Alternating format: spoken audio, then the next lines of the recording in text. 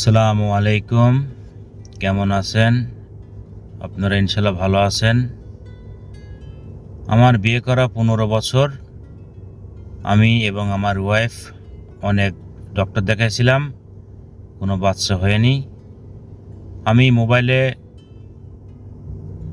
Address পেয়েছিলাম doctor হাসনায়না পারভিনের।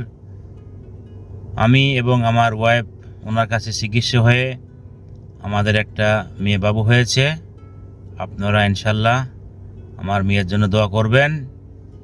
Doctor হাসনায়না মামের ব্যবহার খুবই ভালো।